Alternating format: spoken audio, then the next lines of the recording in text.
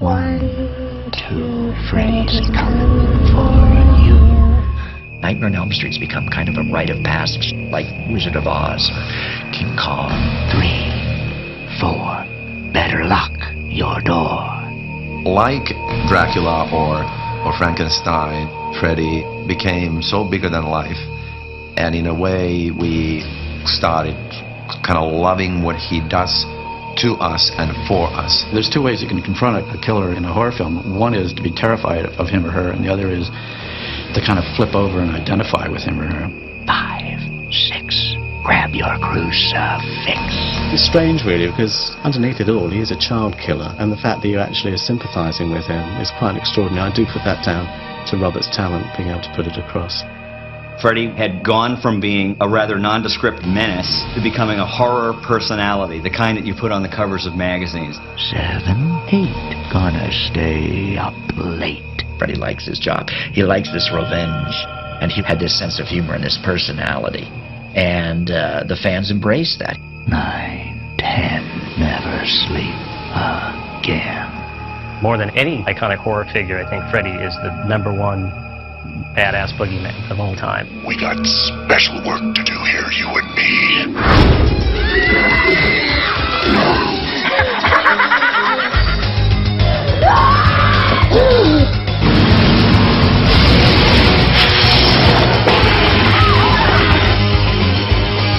Everything has an Elm Street.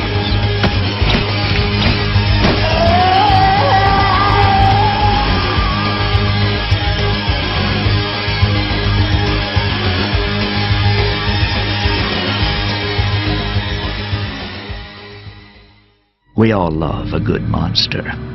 Creatures that haunt us, demons that taunt us, and ghouls that feed off our deepest, darkest fears. They are the unreasonable, destructive, unknown forces that we can't control.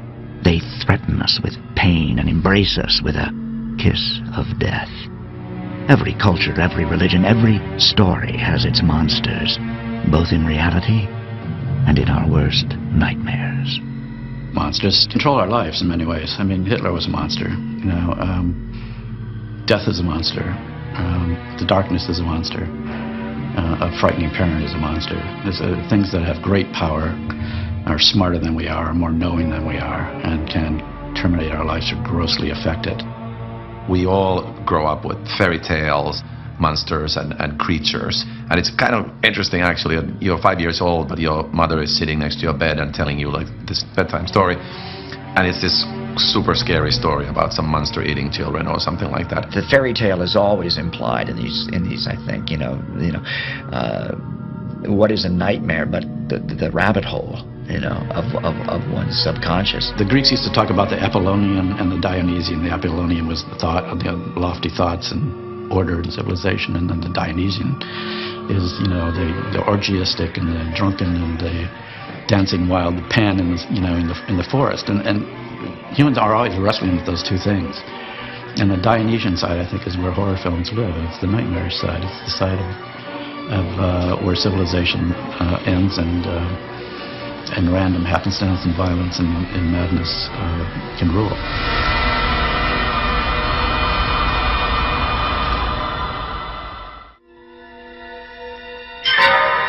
All we've got are the old stories.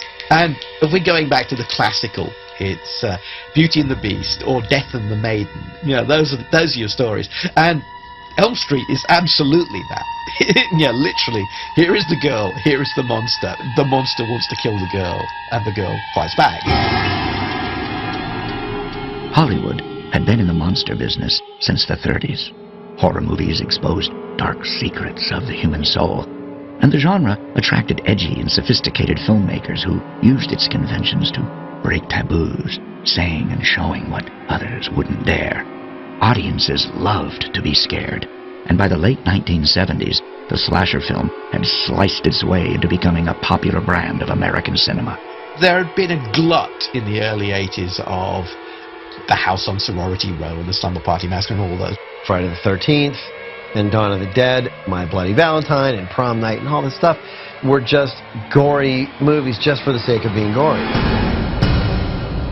Halloween was out before Freddy, And so was Friday the 13th. And these characters just didn't have any personality. They were just, I always describe them as the Jaws shark. You know, they were just cold kind of killers, you know. The 1980s were a very bland decade for most people. Audiences were out waiting for the next big horror icon. And there was nothing really out there at that time. And I think Freddy shook them up a bit. All of a sudden, Nightmare on Elm Street comes along, and it brings a supernatural element again. At the time, you know, Exorcist, about the devil, and Texas Chainsaw, which is based on a real story, and then later Nightmare on Elm Street injects a new element into these films where it's partly funny in a way. It's horrifyingly scary. I'm gonna split you in two. And there is that supernatural component where Freddy really exists in dreams. What the hell are dreams anyway? Mysteries, incredible body hocus pocus. The truth is, we still don't know what they are or where they come from. Dreams have always been the source of inspiration for storytellers. But nightmares unleashed their wild side. The celebrated classic monsters of literature were born out of the shadows of each author's mind. And Freddy Krueger would be no different. I was very interested in dreams. I minored in psychology in college. I kept a dream journal for years and years. And I just had recently become really fascinated about the germ of an idea about somebody who could visit you, not only in your dreams, but in that sort of interstice between waking life and dream life.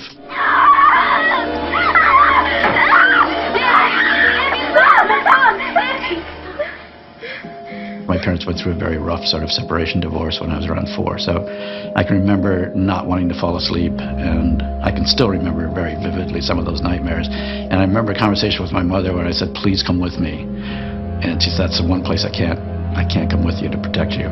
You have to go there alone." And that realization that, you know, it's in essence, it's like a grasp of death, because, you know, there's some places that just as an individual, no one can go with you. And that stayed with me the rest of my life.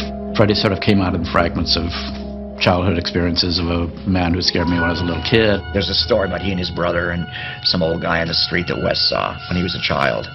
And he looked through the window and closed the blinds. And then the mom and dad were out for dinner, and he looked through the window again like 15 minutes later, and that guy was just standing there looking back up at Wes and his brother's upstairs window. And then I think they went downstairs and looked through the little pinhole in the door, and the guy was standing in the front walkway in front of the house. You know, I sort of put him together from just kind of speculating about what would be the best colors, the most jarring colors to put side by side for his stripes. There was things that guy wore that Wes brought to Freddy that Wes maybe cannot enumerate and remember exactly what they were, but there's a sense of it, and all of the stuff that he put on Freddy adds up to it.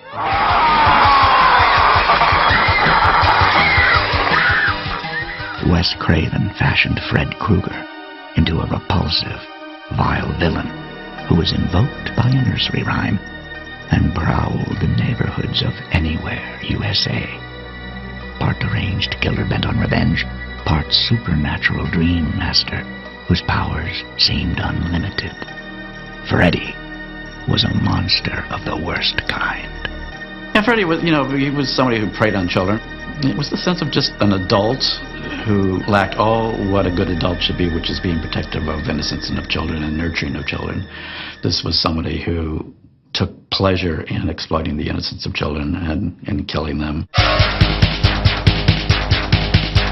He's not killing teenagers having sex in the woods like some of the other slasher movies from the time.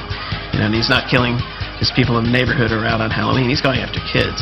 That was like forbidden at the time too. I remember some of the criticism being that he's crossed the line, which Wes Craven loves to do. Whatever you do, don't fall asleep. The genius of the movie for me is the fact that Wes Craven realized that people were scared to sleep. The whole idea is that we're most vulnerable when we're asleep, and anything can happen to us. And we all think about that thing is, well, if we die in our dreams, will we die in real life? And he was the first person to actually put that into a movie and make something of it. The thing about Freddy is he's not actually a dream. He's an intruder in a dream. The idea that someone can not only come into your bedroom but can come into your head, it is a sort of a creepiness. And actually it is a terrifying thought that maybe even your dreams aren't your own. Yeah, maybe you can't even hold that. Yeah, the man is coming to get you. You die.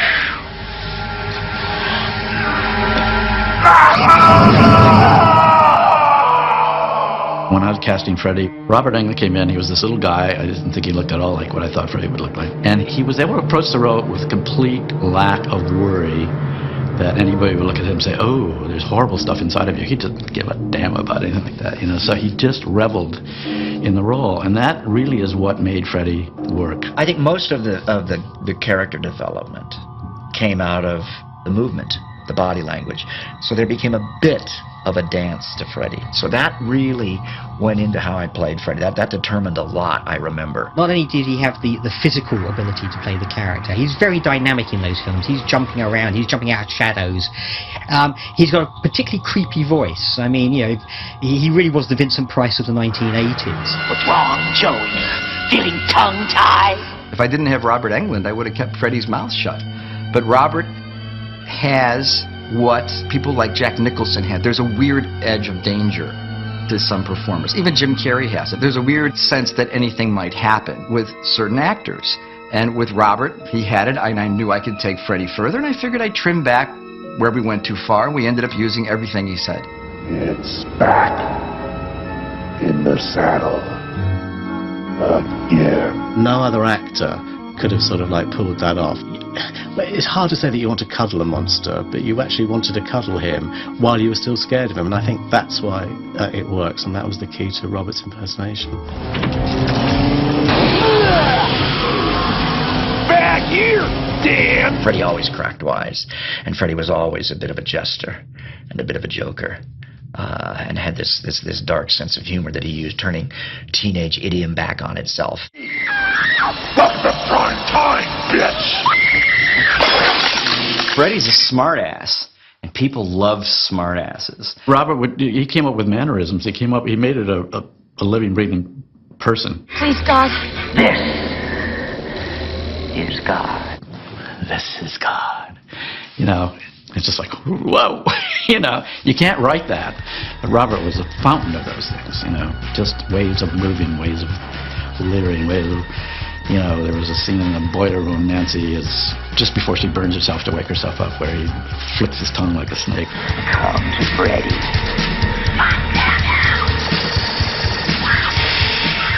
That wasn't written, but Robert just threw it in. It was like, oh, that's repulsive, you know. I think we both kind of discovered Freddy after, you know, the 4.5 hours of makeup, and I discovered a lot in that mirror. It's a memorable makeup for many different reasons, and I think David Miller in the first film and then Kevin Yeager in the sequels really presented a character who is so badly burned but shows through the makeup. You can see that there's a man in there. In Dream Warriors, the third film, we kind of made him look more like Robert, like he was coming out of his Freddy and becoming more human. So in designing it, I wanted to refine it more. I still had the old head cast, so I didn't have to take Robert's head cast over again. I made it less hooky-nosed, a little bit more like Robert, a little bit more like between Robert with the burn makeup and then the Freddy Krueger character. And looking back after that film was over and seeing there was something missing. It just suddenly became not Freddy to me. I missed the big cheekbones, I missed the wider, broader nose.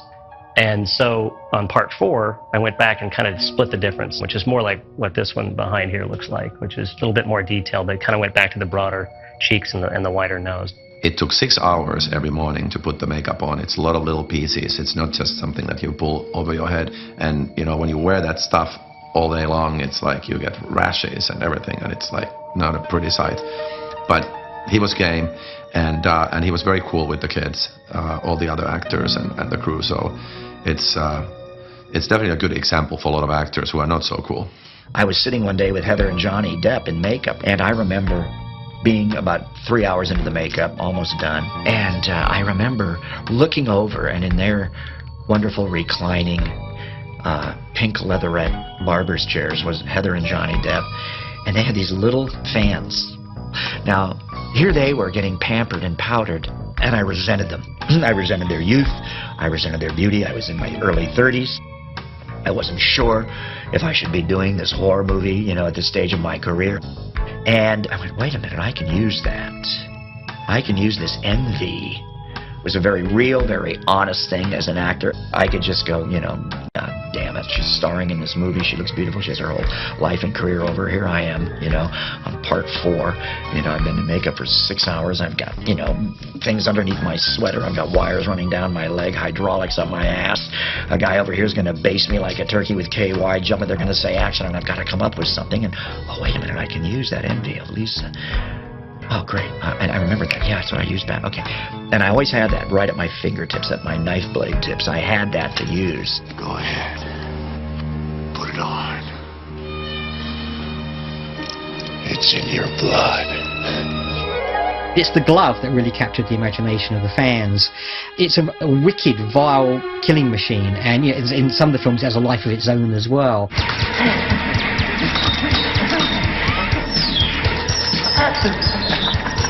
In the first movie, never knew what Freddy Krueger's face looked like. You just saw this horrible weapon that he used.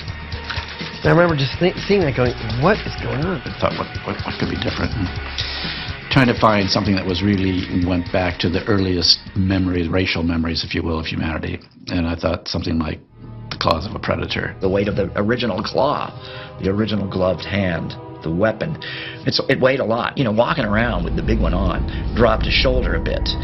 And that gave a bit of a gunslinger posture to Freddy too. So that, I mean, and that came to play. Or just think about his personality. I always thought of the Wicked Witch of the West from Wizard of Oz, because she was a character that had personality. She wasn't just a monster. She actually teased her victims before torturing them. I'll give you my pretty and your little soul too. Freddy was very much like that. His character was written that way by Wes. You know, wrote that, you know, to be playful with his cat and mouse thing. Who are you?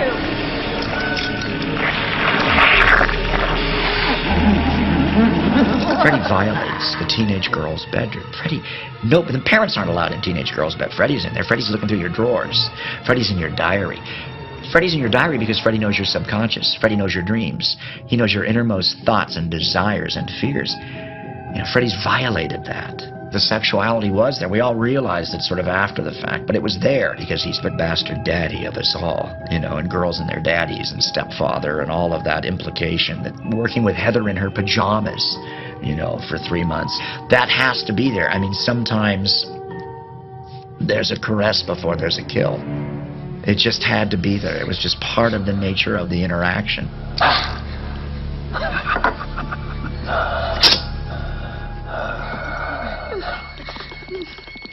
And then I started getting all this feedback from girls, all this sexual feedback. We'd put Freddy in bed a couple of times with these girls, you know, and I've always loved the idea that you roll over and there's Freddy next to you, because he's in that world with you.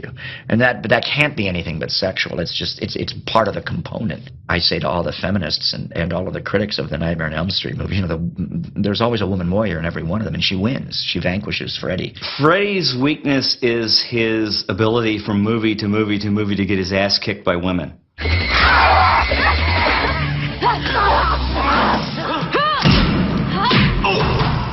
He never gets laid. Think about it. Probably be a lot happier, easygoing guy if we had a Mrs. Freddy. Happy Father's Day. When it came to sequels, Freddy was born ready. From his very first kill, he had audiences wrapped around his finger blades. Freddy wasted no time in stealing the spotlight, and there wasn't anything Hollywood, America, or your parents could do to stop him. I said, where's the fucking bourbon? You should listen to your mother. Making kills bigger and badder is a danger of these movies, because you do the first movie, the vista's wide open for the possibilities of the things that you can do, and as you do more movies, it constricts because you become required to do more and more, you know, hit more of the tropes, repeat more of the things that work. There was going to be a very magical sequence, really. There was the one kid who thought he was a wizard, and that battle with Freddy was going to be this sort of shape-shifting battle. It goes from sword-wielding knight to dragon to cyclops to whatever, right? And that's a pretty ambitious sequence for a movie that cost about $4 million even back then. So that was like, let's get rid of that right away, and you know, he'll he'll wear a silly cape and go Alakazam, and then Freddy will just stab him. Sorry, kid. I don't believe in fairy tales. One of the major images for me in the movies is when Freddy sliced open the guy's veins and he's using that as a puppet. That, to me, I think, was the epitome of 80s horror. You don't get into this to have people go, well, that thing you did, that really sucked, you know. No, you get into this to try and please people, not to disappoint them or piss them off. So that it pleases so many people, I think, is awesome. The kills got so big that by the time of Nightmare 5, I mean, where you have that motorcycle gag in Nightmare 5, I mean, that's totally into Giger territory, that's totally into Transformers territory, and all bets are off. Freddy can do anything. This boy feels the need for speed. The more outrageous and surreal I think Freddy became, How about this, Doc? the more I particularly liked him. I love soul food. I think we pushed it too far, and intentionally so. The fans loved Freddy's sense of humor and Freddy's personality. They loved it. Daddy's waiting for you, little girl. Shut the fuck up, man! With Freddy, he became this very flippant, very gag-orientated bogeyman that the kids and the fans and the audiences loved. That's not to say that he wasn't a huge success. I felt that he got too jokey and that it got into too many special effects and everything else. But the fact is that, you know, it went on for, 5 sequels very strongly. Wes's film already pierced the subconscious pop culture we have. So I used that. I used the Dick Cavett Welcome to Primetime line because Freddy was already there. It got to the point where it was like anything that was happening at that time was actually in the movie. Roseanne was in one, wasn't she? I mean, she was popular in the sitcom. Drag Her In, you know. Johnny Depp coming back, you know, Alice Cooper. Just went on and on. Zsa Zsa Gabor, for heaven's sake. You know, so on and so on. Can I ask you something? Certainly. Who gives a fuck what you think? Part of that whole 80s guest out where characters became bigger than the things they were in. And the thing about Freddy was America particularly took this child murderer, this serial killer, to their heart and made him a pop icon. Every one of those lines has become iconic. You know, I can't tell you.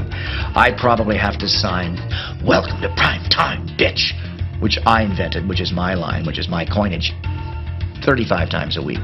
Nightmare on Elm Street, even as a phrase, has amazed me. I mean, I saw it. John Stewart used it like a month ago on the economy, Nightmare on Wall Street. I mean, it pops up all the time. I remember doing a publicity run in New York, and it was the Greenwich Village Halloween parade, and then I worked the crowd in full drag as Freddy, full detailed Kevin Yeager makeup, but I had an overcoat on. And a third of the way through the parade, I started to flash people. Now, I was dressed as Freddy with the sweater and the oily, greasy slacks and the work boots, but girls started blowing me kisses. I remember doing a public appearance with Robert Englund once up in Marin County, and the audience was full of parents and the little kids, like 10-year-olds, 11-year-olds. I'll never forget this, and I'm back there thinking, oh, God, I'm such a horrible person. And we walked out on stage, and all these silent kids suddenly stood at their feet as Robert walked out and said, "Freddy, Freddy."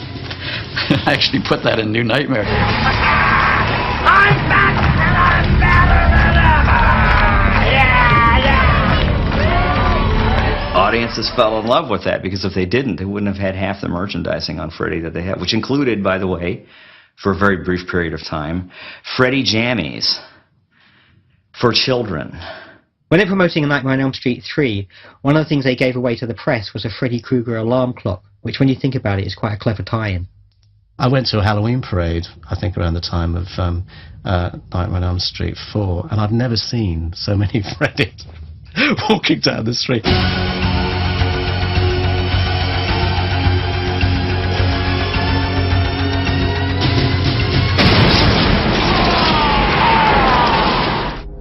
Freddy's dead was supposed to be the final nail in his coffin. But New Line understood they couldn't keep their main boogeyman down. Freddy fed off fear, especially fear driven by box office receipts. And as Wes Craven came to realize, it was time for a new nightmare. I thought you killed Freddy off. Well, we did, but the fans, the fans, God bless them, they're clamoring for more. Bob came to me and said, we've killed Freddy, but we think maybe we'd like to do one more movie if you can think of a way of bringing him back. I only had a couple of weeks. I just went around and talked to everybody. I looked up Robert. I hadn't seen him in years, and talked to him, and I talked to Heather Langenkamp, who I'd seen a couple of times. And then it was just, I just had this sort of flash moment where it'd be really interesting to do a movie about all of us who had made the film, if the films had stopped, and that it somehow profoundly affected our lives, that it released something because the story was not being told. You should see that. Too late. I'm almost there. Almost there. New Nightmare is my favorite in the franchise. I love playing ourselves or versions of ourselves, but I also like the what if Freddy's evil was so strong that it could permeate, reality, and he could actually get even and punish all of us who had made money and had great success off of his exploiting his evil and his story, and punish us just much like Freddy punishes, the vigilante parents that burned him alive.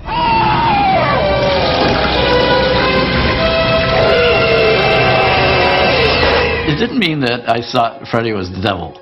And unfortunately, sometimes when you're filming something, you say, ooh, that's not quite what I meant, but that's what we have to shoot today. But that was the notion, was that whatever I called Freddy and put in that costume and everything else was something that has been around under other names, other shapes since the dawn of mankind. Craven himself, by making New Nightmare, kind of put Freddy back in the box. It says, yeah, it's all very well, and this is what he represents, and this is an aspect of him, but he is just this. And I think Craven is quite entitled to do that, and I think that it was a very brave and a very interesting thing to do with your own creation.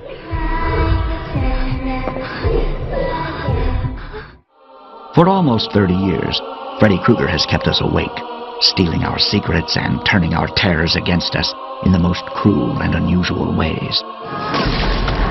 He proved monsters could be just as much fun as they were deadly. And, like our nightmares, he was too big and too bad for anyone to control. As crazy as it is, you can believe in the world of Elm Street. There was something beautiful about the limited budgets of the original Elm Street series, of the charisma that Robert Englund brought to that diabolical character.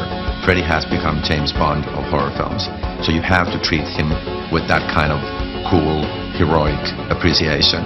Of course, we still want him to be horrifically scary and all these things, but he's the hero he's the cult hero of the series. He's probably the first monster that really has a personality, a specific personality, and he relishes this revenge, predator haunt that he's on. Robert Englund stands up there with Boris Karloff, with Christopher Lee, go back to Lon Chaney, Anthony Perkins. These were actors who created indelible cultural icons that stay in our subconscious. It was Robert Englund who created that character. He is Freddy Krueger, and always will be Freddy Krueger. The role of Freddy Krueger will follow me, into my obituary column. Now I'm on to probably my third or fourth generation of fans, but I get now, more than ever, crayon drawings of Freddy by 8, 9, 10-year-old kids, over and over, because it's the nightmare. The nightmare is universal. I'm sort of proud to be part of it. I'm kind of proud to have created Freddy Krueger. I don't know quite exactly where he came from. Maybe he just used me as a portal to come in, But he's one of my favorite children. So, let this be a warning to those who sleep, perchance to dream. The only thing to fear is fear himself.